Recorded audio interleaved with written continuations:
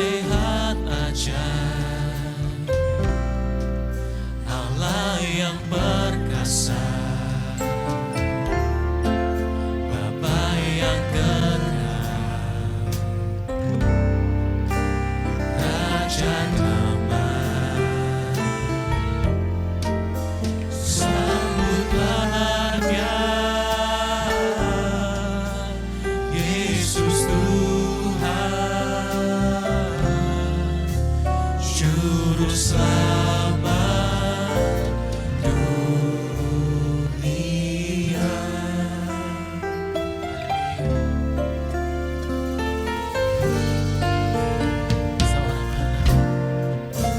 Seorang anaklah lahir untuk kita, seorang putera diberikan. Amin.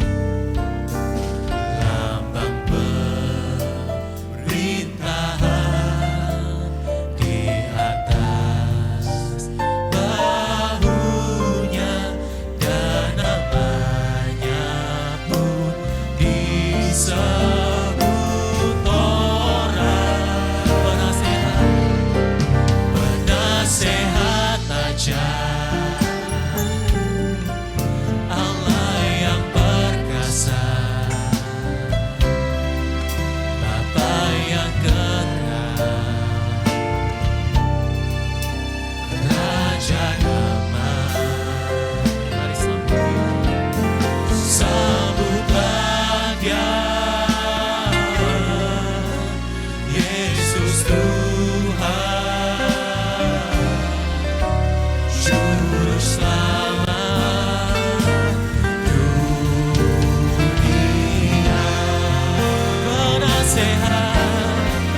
Penasehat ajaib, Allah yang perkasa, Bapa yang kekal, Raja damai. Sambutlah Dia, Yesus Tuhan, Juru Selamat dunia. Sambutlah Dia, oh sambutlah Dia, Yesus Tuhan, Juru Selamat dunia. Mari sambut Dia, sambutlah Dia, Yesus Tuhan, Juru Selamat dunia.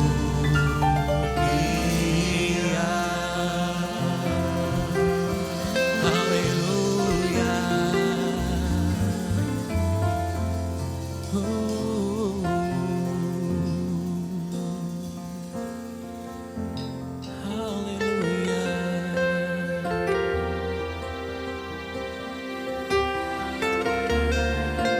Mari sembah Dia, sembah Dia. Haleluya.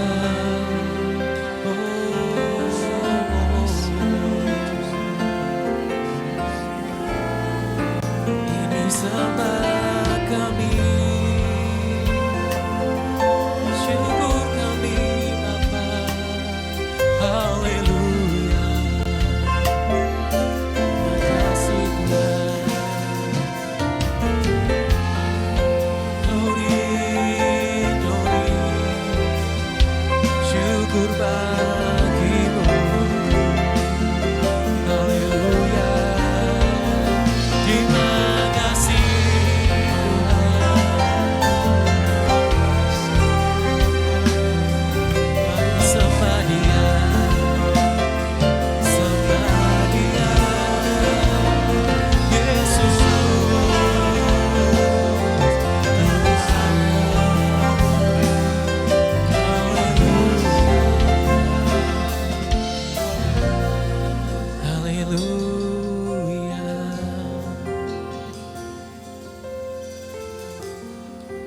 hati ini milik-Mu Tuhan.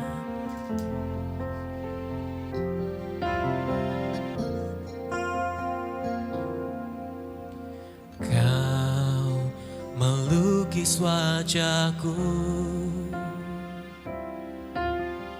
di hadapan-Mu dan mengukir namaku di telapak tangan-Mu. Sampai masa tuaku, Kau tetaplah Tuhanku yang akan selalu menggendong hingga putih rambutku. Kemurahan-Mu itu membuatku tertegun. Ku bulatkan hatiku mengikut-Mu.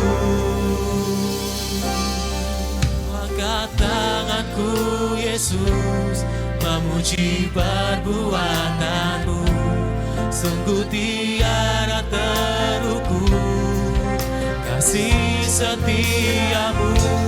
Dalam naungan sayap-Mu, ku mau terus menyembah-Mu.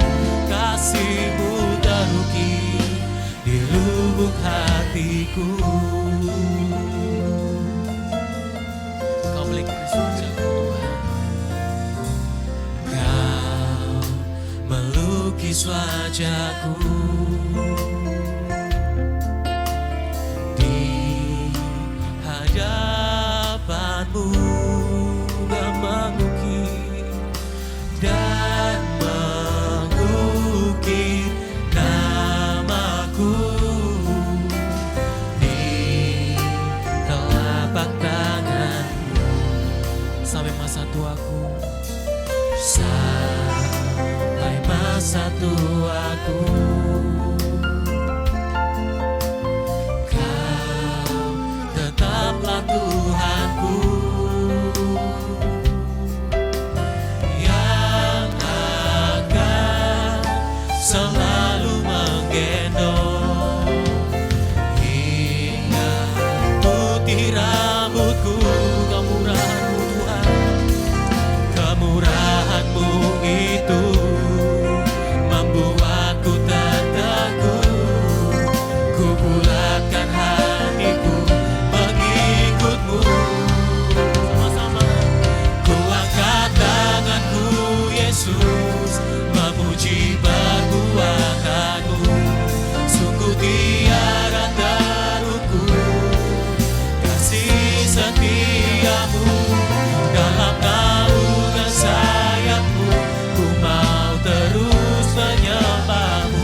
Kasih-Mu terukir di lubuk hatiku. Ku angkat tanganku, ku angkat tanganku Yesus, memuji perbuatan-Mu. Sungguh tiada terukur kasih setia-Mu.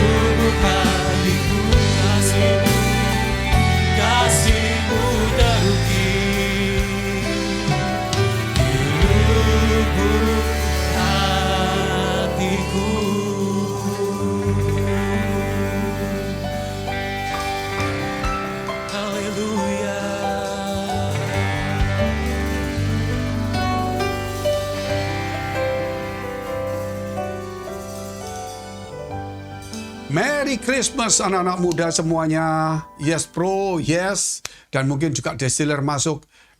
Merry Christmas, selamat Natal. Natal ini Natal yang paling berkesan. Yaitu kalau kita lihat inilah di masa pandemi, bisa juga kita di akhir pandemi, juga kita masuk di new normal, di mana kita sudah mulai memakai masker dan mulai menjaga jarak. Dan kita tahu sekali bahwa Natal ini Tuhan kasih kesempatan kita untuk mulai merayakan dengan lebih baik daripada tahun-tahun yang kemarin. Artinya, yaitu dengan sungguh-sungguh hati kita dan kita bisa mengikuti acara melalui media online dan kita bisa membukanya setiap saat kita butuh. Bisa kita mendengarkan 2-3 kali supaya mantap sekali. Siapakah itu Yesus Kristus? Ternyata sudah dinubuatkan di dalam perjanjian lama. 400 tahun sebelum Yesus datang, Nabi Yesaya sudah mengatakan, Nabi Mika juga telah mengatakan itu semuanya sebelum Yesus lahir. Mari kita tunduk kepala kita berdoa dulu. Terima kasih Tuhan atas Natal yang indah ini, di mana kami akan memasuki Tuhan, yaitu Natal, suasana Natal sudah ada pada sekarang. Sehingga Tuhan biarlah di tengah-tengah kegelapan, kesulitan, pergumulan, perjuangan, biar semangat Natal itu ada dalam hidup kami. Bahwa Tuhan Engkaulah penasihat ajaib yang ada di dalam hidup kami, akan menuntun kami keluar sebagai pemenang, sehingga kami pada tahun-tahun depan, kami boleh Tuhan menikmati apa yang Tuhan sudah janjikan. Yaitu kami akan dipakai Tuhan, diberkati Tuhan, dan inilah saatnya Tuhan. Engkau memberkati, memelihara, menguatkan, menuntun hidup kami sesuai dengan kehendak dan rencanamu. Di dalam nama Yesus, biar setiap anak muda yang punya masalah, berbeban berat, penderitaan, mereka dalam studi, pergumulan dalam sekolahan, maupun yang lainnya, kiranya Tuhan menolong, memberkati di dalam nama Yesus. Haleluya. Amin. Kita lihat dulu dalam kitab Mika, pasal 5 ayat 1 sampai dengan 3. Satu-satu ayat kita baca dulu. Tetapi engkau, hai Bethlehem Efrata, hai yang terkecil di antara kaum-kaum Yehuda, daripadamu akan bangkit bagiku seorang yang akan memerintah Israel, yang permulaannya sudah sejak purbakala, sejak dahulu kala. Luar biasa, saya bacakan sekali lagi. Tetapi engkau, hai Bethlehem Efrata, hai yang terkecil di antara kaum-kaum Yehuda, daripadamu akan bangkit bagiku seorang yang akan memerintah Israel, yang permulaannya sudah sejak purbakala, sejak dahulu kala. Dikatakan bahwa di Bethlehem akan lahir seorang yang akan memerintah Israel, dan permulaannya sejak dahulu kala, sejak purbakala. Jadi memang dia sudah ada sebelum dunia ini ada. Bahkan dia yang menciptakan dunia, dan dia akan ada dan lahir di Bethlehem. Ini sudah diarahkan dan sudah dinubuatkan oleh Nabi Mika. Sebelum Yesus ada di dunia, itu 100-an tahun sebelumnya, Nabi Mika sudah mengatakan demikian, dan tepat itu. Mungkin saudara berkata begini, oh itu mungkin Daud. Ini Nabi Mika itu setelah zamannya Daud, sehingga dia berkata akan di situ lahir yang permulaannya sejak purbakala. Akan berarti nanti memerintah, bukan langsung, bukan sudah. Ini nubuatan yang luar biasa pada Natal. Kalau kita ingat ayat ini, kita akan yakin Yesus adalah Tuhan. Yesus adalah Allah. Yesus juru selamat kita. Dan Yesus juga Mesias. Ada yang berkata Yesus juga guru, gembala, atau nabi. Tetapi yang pasti hari ini dia Immanuel, Allah beserta kita. Karena permulaannya sejak purbakala. Permulaannya sejak dahulu kala. Siapakah dia? Sang Firman. Kalau kita mau belajar satu, kalau kita mau mendengar lagi, yaitu di dalam Yohanes pasal 1, nggak usah dibaca. Pada mulanya adalah Firman. Firman itu bersama-sama dengan Allah, dan Firman itu adalah Allah. Segala sesuatu dijadikan oleh Firman itu. Tanpa Firman tidak ada satu pun yang jadi. Ayat 14 kemudian, Firman itu telah menjadi manusia dan diam di antara kita. Itulah Yesus Kristus. Semua ayat luar biasa. Jangan pernah bimbang, jangan pernah ragu. Hari ini, pada Christmas ini, mantapkan iman kita. Karena apa? Karena kita tahu penasihat ajaib, Allah perkasa, Bapa yang kekal, itu sedang menuntun kita dan ada di dalam kehidupan kita. Jelas dikatakan demikian. Mengapa kita ragu-ragu lagi? Bahwa firman telah menjadi manusia, diam di antara kita. Kalau kita mau maju pada tahun 2022, kita harus sekarang mengizinkan Yesus harus ada di dalam diri kita. Waktu Bethlehem, di zaman yang lalu Yesus lahir. Anggap aja saudara hari ini, yaitu kaulah muda, izinkan Yesus lahir di hati kita. Kalau tidak lahir, anggap aja Yesus hadir di dalam hidup kita. Bagi yang baru percaya, boleh dikatakan lahir Yesus di hati kita. Bagi yang sudah percaya, Yesus hidup di dalam diri kita. Sehingga dia yang memimpin kita, bukan kita yang memimpin dia. Karena kita sudah dewasa rohani. Itulah berbedanya orang yang dewasa rohani dengan orang yang kanak-kanak rohani. Orang yang kanak-kanak rohani dianggap Yesus baru lahir. Sehingga dia yang mengatur, dia minta, dia masih sepertinya itu. Tetapi kalau Yesus sebagai penasihat ajaib ada di dalam diri kita, maka dia yang mengatur hidup kita. Sesuai dengan firman berkata, hidupku bukan aku lagi, tetapi Kristus dalamku. Bagaimana jadinya kalau firman itu ada pada kita? Yaitu sang raja yang permulanya sejak purbakala ada di dalam diri kita. Bagaimana jadinya masa depan kita? Karena dia sejak purbakala sudah ada. Dan kemudian dia ada. Saya yakin dia akan datang juga ada. Dan kita hidup itu berarti menyambut dia sebagai raja. Berarti kita punya masa depan yang luar biasa bersama Yesus Kristus. Ini bicara Natal yang sangat luar biasa. Mungkin banyak anak muda, ini kan November. Ya November, tetapi masa kita kalah dengan dunia? Dunia sudah pasang-pasang lampu, di Singapura sudah pasang-pasang hiasan. Masa kita cuma mau tanggal 20 sampai 25?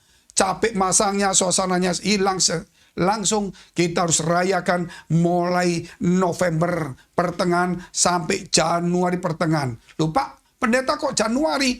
Karena gereja ortodoks yang ada di daerah Timur Tengah, termasuk Eropa Timur, itu merayakan Natal tanggal sekitar 15 Januari. Karena ada dua pandangan. Yang dari Katolik Kristen mengatakan Yesus lahir 25 Desember. Itu kurang tepat, nggak masalah. Yang penting kita merayakan kelahirannya. Ada yang berkata 15 Januari, itu mungkin tepat, nggak masalah. Pokoknya kita adakan mulai November sampai 15 Januari. Loh, kalau tanggal nggak tepat gimana? Sama, saudara. Kalau kita ulang tahun, pas itu hari kerja Senin, atau ada hari-hari libur panjang, maka kita cari yang hari Sabtu bagi anak muda mungkin. Mungkin bagi orang-orang yang ada umur, cari waktu senggangnya, waktu restorannya itu waktu kosong, dan orang-orang tidak berlibur, mungkin maju mundur, yang penting perayaannya untuk menyatakan bahwa orang ini pernah ada dan merayakannya. Kalau kita tidak merayakan Natal, karena kita tidak tahu tanggalnya, nanti dianggap nanti Yesus itu sebagai mitos. Memang ada beberapa pandangan gereja-gereja yang sudah tidak merayakan Natal karena tanggalnya tidak ada. Nah, ini akan membuat kacau, bingung. Itu mungkin pandangan mereka. Tapi saya lebih setuju, teman-teman, kita tetap merayakan Natal itu. Mau tanggal 25, kita juga tanggal 24 merayakan. Tanggal 18 merayakan. 19 merayakan. Tanggal 27 merayakan. Jadi kita tahu merayakan Natal terus. Supaya apa? Yesus itu ada di dalam hidup kita. Karena kita tidak bicara secara fisik dia lahir. Namun dia datang di dalam dunia. Dia ada di dalam hidupmu.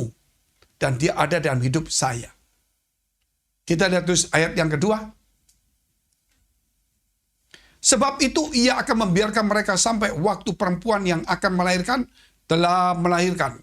Lalu selebihnya dari saudara-saudaranya akan kembali kepada orang Israel. Jelas ayat 2 ini atau ayat yang ketiga, itu kalau di dalam perjanjian lama, di dalam kita lihat melalui internet, memang ada dua. Yang satu berkata, Mika pasal 5 ayat 3. Tapi di sampingnya dikurung 5 ayat 2. Namun kalau kita lihat Alkitab kita di buku, di kitab itu ditulis 5 ayat 2. Nah dikatakan waktu Yesus lahir karena Roh Kudus. Setelah Yesus lahir karena Roh Kudus, maka Maria dengan Yusuf mempunyai anak langsung. Bukan dari Roh Kudus, anak langsung. Dan mereka inilah yang disebut kembali ke Israel. Berarti mereka bukan dari Roh Kudus, tapi mereka dari seperti kita. Siapa namanya? Yakobus, yang nulis kitab Yakobus. Dan itu bukan Rasul Yakobus, tapi yang menulis kitab Yakobus. Itu saudara Yesus. Yudas yang menulis kitab Yudas, bukan Yudas Iskariot pengkhianat, itu nggak masuk hitungan. Yudas yang memang Yudas adik Yesus Kristus, yang nulis kitab Yudas. Dan masih ada lagi perempuan-perempuan dan yang ada lagi. Ini semua sudah dinubuatkan dan itu semua terjadi secara luar biasa. Jadi kita hari ini harus mengerti tentang ajaran Tuhan ini. Kalau kita cuma jadi Kristen-Kristenan saja, mungkin juga kalau kita orang-orang yang cuma biasa ikut-ikutan, suatu hari kita digoyang. Waktu kita digoyang, baru kita mulai tidak mengerti, kita disesatkan. Oh, berarti Tuhan itu nabi, manusia. Oh, dia itu mati, nggak bangkit atau nggak mati. Oh, dia itu lahir secara ini. Tidak, Alkitab sudah mengatakan demikian. Mau tahu, kita lihat di dalam kitab Yesaya 9 ayat 5. Sebab seorang anak telah lahir untuk kita. Seorang putra telah diberikan untuk kita. Lambang pemerintahan ada di atas bahunya. Dan namanya disebutkan orang penasihat ajaib, Allah yang perkasa, Bapa yang kekal, Raja damai. Dikatakan seorang anak telah lahir.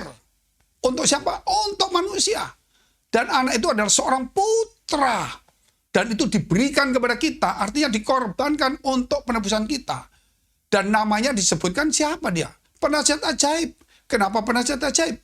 Karena ada lambang pemerintahan. Dia lahir sebagai raja. Dia keturunan daripada Daud. Dan kerajaannya itu kekal. Yaitu di seluruh dunia yang bernama kerajaan surga diwakili dengan gereja-gereja atau jemaat engkau dan saya hari ini. Lambang pemerintahan ada di atas bahunya. Karena dia akan memerintah kekal. Penasihat ajaib, jangan takut. Karena disebut penasihat ajaib, apapun masalahmu. Ketika kita datang ke penasihat ajaib, selalu ada jalan keluar. Tidak mungkin tidak ada jalan keluar. Kalau kita datang kepada guru kita, dosen kita, yang membuat soal ujian atau ulangan, kita bilang, bagaimana Pak Guru? Tinggal dia mau kasih tahu nggak? Kalau dia kasih tahu, nggak tahu. Tapi sebenarnya dia tahu. Bayangkan kalau dia ini, saudara, nggak tahu bagaimana, nggak mungkin. Nah kalau kemudian kita bilang, Pak, kok susah? Oh, itu baca aja di halaman 15. Yang ini baca di halaman 17. Yang ini baca halaman 3. Loh kenapa? Karena dia tahu, dia yang buat.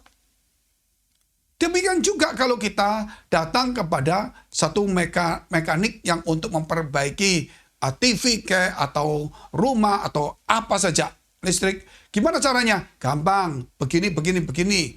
Itu saya pernah langganan pakai wifi, itu pakai namanya internet ya. Kita itu beli programnya. Kemudian nggak keluar. Wah, kita panik, kita telepon.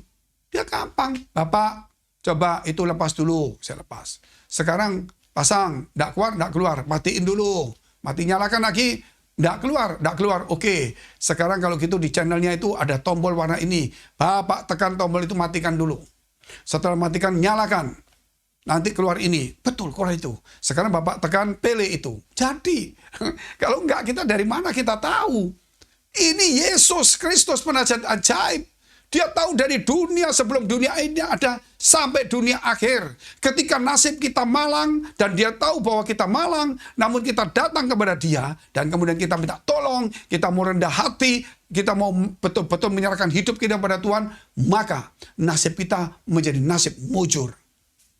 Kalau ketika kita punya masalah persoalan tantangan, karena kita salah, karena kita sombong, mungkin karena kita melanggar aturan atau perintah Tuhan, akhirnya kita harus kembali datang kepada Dia. Maka Dia bisa mengubah segalanya. Mengubah segalanya. Jangan pernah takut. Orang mati aja dibangkitkan. Orang yang gagal cari ikan sepanjang malam, dia bisa dapatkan. Air bisa menjadi anggur. Takut apa di dalam dunia ini?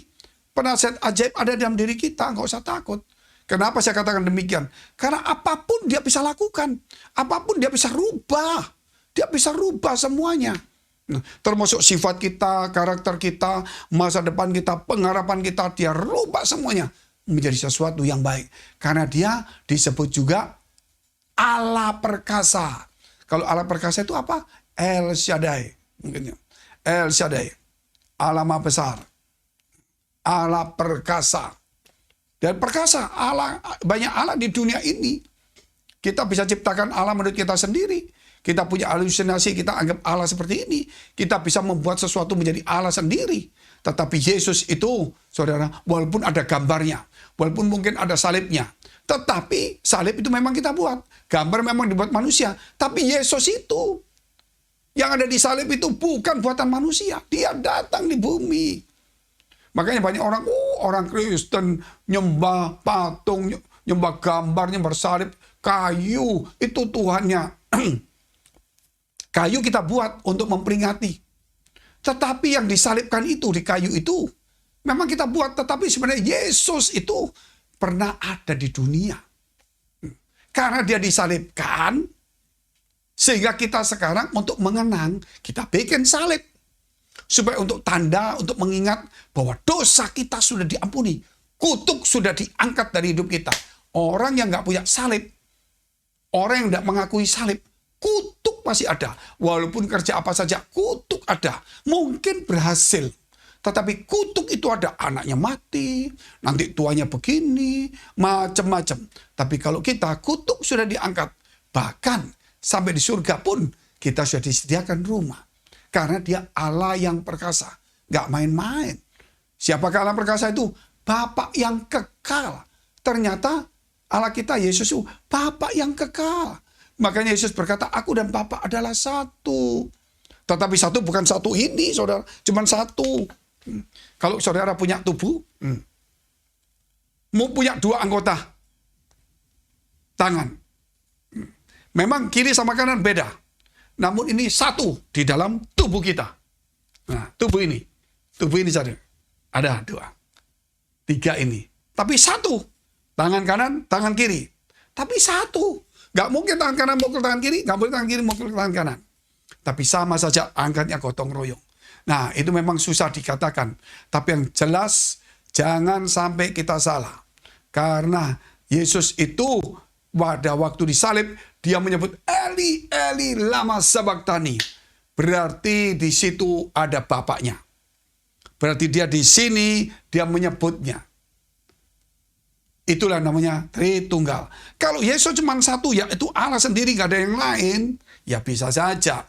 Tetapi ketika dia bilang, Eli, Eli, bicara kepada siapa? Nanti sama seperti orang Israel ngomong, oh dia manggil Nabi Elia. Atau dia manggil mama bapaknya Eli, Eli.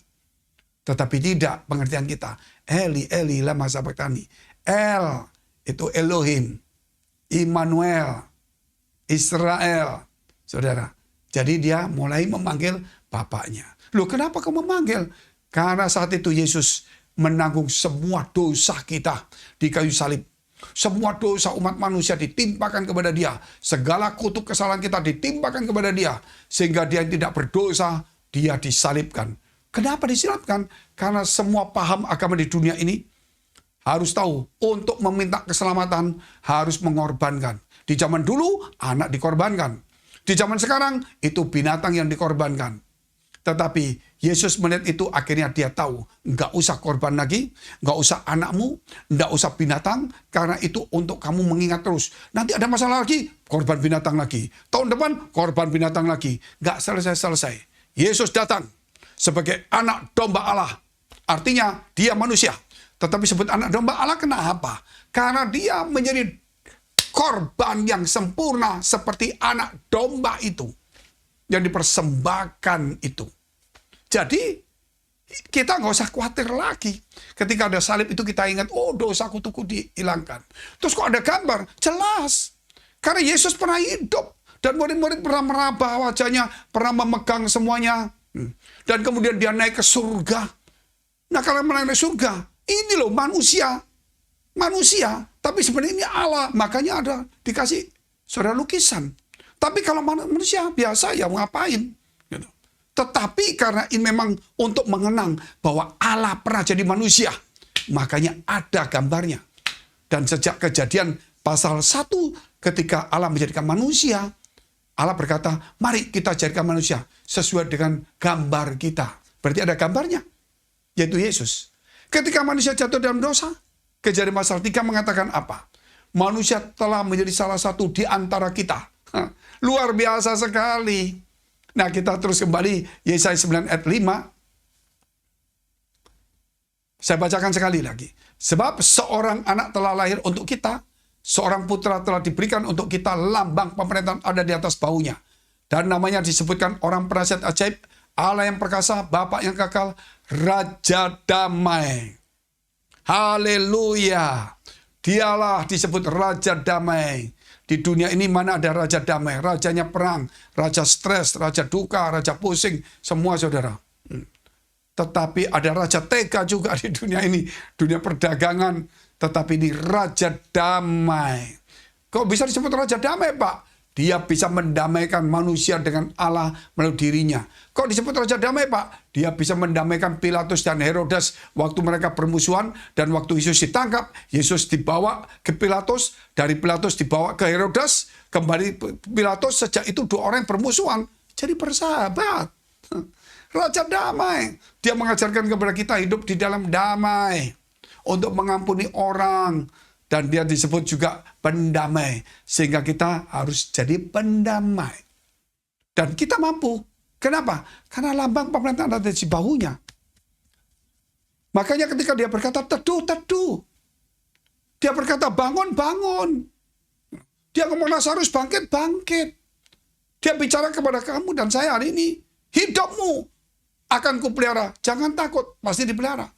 Aku menyertai engkau sampai akhir zaman. Yakinlah Tuhan menyertai kita. Sampai akhir zaman. Aku akan datang menjemput engkau. Inilah kedatangan Yesus kedua kali. Dan itu akan terjadi apalagi nanti anak muda. Mungkin pada saat kamu sudah dewasa. Ya sekitar mungkin sudah keluarga. Sudah menjadi pendeta. Nah disitulah Tuhan datang. Kapan itu? Tidak ada yang tahu. Tetapi bisa saja 20 tahun. Bisa sebelumnya. Bisa sesudahnya. Tapi menurut saya sebelum 20 tahun. Kenapa? Dunia sudah jahat. Dikatakan dunia ini sudah begitu sukar. Orang mencintai dirinya sendiri. Menjadi hamba Tuhan. Menjadi hamba uang. Bukan hamba Tuhan ya. Kita menjadi hamba Tuhan. Mereka menjadi hamba uang. Menjadi orang yang kekir. Tidak tahu berterima kasih. Suka berkhianat. Itu dikatakan firman Tuhan akhir zaman seperti dan terjadi. Dan kita lihat pandemi ini. Kena virus yang tidak kelihatan aja. Dunia goncang semuanya. Itu baru virus loh. Nah Tuhan bisa ngomong diam, diam. Namanya Tuhan.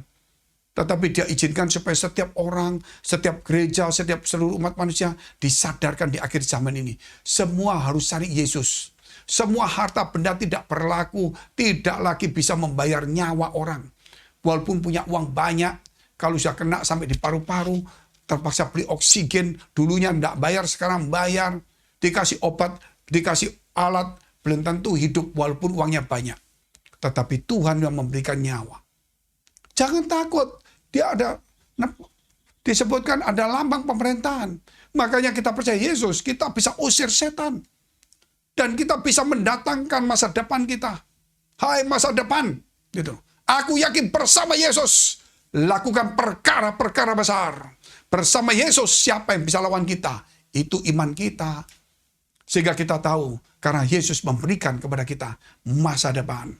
Dan yakin karena itu diperintah. Diperintahkan. Masa depan itu diperintahkan. Hizkia yang harusnya mati. Begitu dia merendahkan diri. Kamu saya perpanjang umur 15 tahun. Betul 15 tahun kemudian baru meninggal. Saya pernah melayani juga Orang yang seperti itu yang di Manado, Profesor Dokter Panda. Mungkin orang Manado tahu. Zaman dulu itu harusnya mati, sudah diselang, saudaranya datang semua. Tiba-tiba Yesus ngomong kepada saya, berkata begini, pergi ke rumah sakit yang punya rumah ini. Dia sakit, datangin dan berkata, aku Tuhan ingin memperpanjang umurnya. Saya tanya, yang punya rumah ini siapa? Nah saat itu teman saya berkata, oh ini, kita harus ke rumah sakit. Dia telepon, ada nggak ini? Oh di rumah sakit. Loh kemudian, gawat. Saya datang. Memang takut gawat. Tapi saya datang situ, semua orang pada nangis. Anaknya juga dokter spesialis.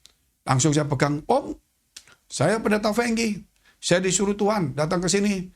Dan Tuhan berkata, Om akan ditambah umur. Langsung dengar gitu, langsung dia bangun, duduk, dia cabut semuanya. Wih, sudah sampai orang takut tuh saudara. Bayangkan, itu profesor, dokter dan dokter sendiri sudah tidak mampu. Tuhan cuma bicara saja jadi. Lah itulah perlu ada lambang pemerintahan. Supaya kita semua punya lambang pemerintahan, jangan salah, kita harus hidup di dalam firman Allah. Ketika kita hidup dalam firman Allah, dan ketika kita menghormati otoritas, sebagai pemimpin siapa kita hormati. Dan kita punya hierarki jelas. Otoritas menghormati. Walaupun anak muda dipilih, kita hormati. Maka di situ otoritas muncul. Nah otoritas itulah kemudian kalau kita bicara lambang pemerintahan. Makanya kita punya namanya imamat rajani. Sebagai seorang imam, namun punya otoritas. Haleluya. Mika pasal 5 ayat yang ketiga. Maka ia akan bertindak dan akan menggembalakan mereka dalam kekuatan Tuhan. Dalam kemegahan nama Tuhan. Allahnya mereka akan tinggal tetap. Sebab sekarang ia menjadi besar sampai ke ujung bumi. Itulah Yesus Kristus Tuhan kita. Dia menggembalakan dengan kekuatan Tuhan. Dengan firman Tuhan. Dan gerejanya sampai ke ujung bumi. Luar biasa. Dia cuma pelayanan Yesus cuma 3 tahun. Tapi dampaknya seluruh dunia. Ada sebuah gereja. Tidak ada pakai kekerasan. Semuanya pakai damai. Kita dianiaya, ditindas namun bertambah-tambah. Besar kekuasaan. Itu ingat ketika Daniel itu menafsirkan mimpi daripada Raja Nebukadnezar dalam Perjanjian Lama sebelum Yesus. Dia katakan apa? Bahwa Nebukadnezar melihat sebuah patung yang besar. Kepalanya dari emas tua, badannya dari perak, lengannya, pinggangnya ininya dari tembaga, pahanya kakinya ke bawah dari besi dan tanah liat bercampur. Dan kemudian, benar, ternyata Nebukadnezar itu mimpi, tapi tidak sebutkan mimpinya, tapi orang disuruh ngartikan dan sekaligus mimpinya apa. Daniel ngomong seperti ini, seperti ini, seperti ini, betul. Terus kemudian ada sebuah batu kecil yang turun jatuh dari gunung tanpa perbuatan manusia. Yesus itu kan. Kemudian menimpa kaki patung itu. Dan kemudian patung itu jatuh dan berhancuran semuanya. Sedangkan batu itu menjadi besar memenuhi seluruh bumi. Itulah kerajaan yang didirikan oleh Allah. Bukan perbuatan manusia. Namanya Yesus Kristus pas lahir pada saat kerajaan Romawi, yaitu kaki itu. Karena yang di atas kepala emas tua itu gambaran dari Raja Nebukadnezar. Yang di sini dari perak itu lambang Media Persia. Yang di pinggang itu gambaran daripada Alexander the Great. Maka yang di kaki itu gambaran Romawi. Pertama kali kerajaan Romawi muncul dengan Kaisar Agustus sebagai raja pertama kali. Sebelumnya tidak ada kerajaan. Maksudnya tidak ada raja. Itu Yesus muncul. Firman itu ya dan amin. Saudara, makanya saya inginkan anak-anak muda semuanya. Aduh, sudahlah percaya Yesus. Masa depanmu ada pada Yesus. Jangan mundur. Percaya. Gitu. Memang di tengah-tengah pelayanan kita mungkin ada gangguan. Mungkin sebenarnya ada kegagalan. Mungkin ada persoalan. Tapi jangan mundur. Tetaplah maju. Supaya apa? Supaya saudara melihat anak-anak muda. Visi yang Tuhan berikan itu jelas. Bahwa gereja ini akan dipakai Tuhan. Dan Tuhan akan datang menjemput gereja ini. Dan juga anak-anak muda akan diangkat, dipakai, diberkati Tuhan. Jangan ragu-ragu. Jangan ragu-ragu. Ingat, dikatakan bahwa penasihat ajaib itu ada di dunia, diberikan lahir, diberikan kepada kita. Sehingga kita hidup bersama dengan penasihat ajaib. Apapun masalahmu hari ini. Putus cinta, nggak dapat jodoh, nggak punya anak, masa depan sukar, tidak ada pekerjaan, tidak bisa belajar, sulit untuk pandai, ya sulit untuk menjadi seorang ini, dan sebagainya. Apa persoalanmu? Sakit, pergumulanmu apa? Wah, masalahku besar, urusanku dengan ini, dengan itu tidak bisa diatasin. Ingat, hari ini penasihat ajaib, ketika dia berkata sesuatu, maka terjadi. Sama dengan seorang pengemis yang buta. Dia berkata, Yesus anak Daud, sembuhkan aku. Yesus berkata, hai, mau apa kamu? Apa yang kamu ingin aku perbuat bagimu? Aku ingin melihat, lihat, langsung melihat. Luar biasa saudara. Hari ini, biar saya berdoa, supaya engkau melihat kemuliaan Allah. Supaya engkau tahu masa depanmu tangan Tuhan. Supaya engkau melihat penasihat ajaib yang akan mengubah nasibmu. Segala persoalan, masalahmu, apa saja, dia akan mengubahnya menjadi baik. Kita tunduk kepala kita berdoa. Bapa kami yang ada dalam surga, yang kami kenal di dalam nama Tuhan Yesus. Terima kasih Tuhan. Saat ini kami boleh mendengar firman Tuhan. Kami boleh sadar Tuhan, bahwa ada penasihat ajaib dalam hidup kami. Ada lambang pemerintahan yang kau berikan, ada otoritas. Dan kami sadar, kami percaya, kami sungguh bangga. Kami punya Tuhan yang sejak purba kala sudah ada. Dan engkau akan mengubah segala kehidupan kami. Ratap tangis kami menjadi tari-tarian, menjadi sukacita. Dan biarlah masa depan kami, Tuhan tetap memberkati, melindungi, memakai kami semua. Mari dekapkan kedua tanganmu di dadamu. Karena untuk menerima berkat itu mudah, namun menjaga hati itu sukar. Sebab itu firman Tuhan berkata, jagalah hatimu dengan penuh segala kewaspadaan. Karena dari situlah terpancar kehidupan. Jadilah berkat, dan terimalah berkat rahmat anugerah dari Allah Bapa di surga. Di dalam putra tunggalnya Yesus Kristus yang sudah mati bangkit naik surga.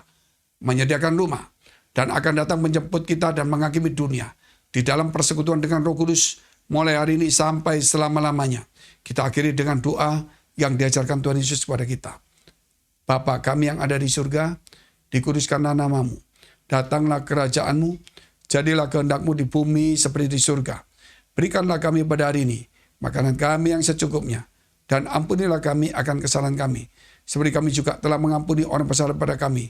Dan jangan membawa kami ke dalam pencobaan. Tetapi lepaskanlah kami daripada yang jahat.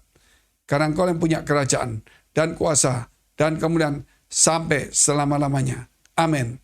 Raja damai, pasti dia mendamaikan kita. Jikalau Tuhan berkenan kepada seseorang, maka musuh itu pun didamaikan dengan dia. Sampai jumpa. Merry Christmas.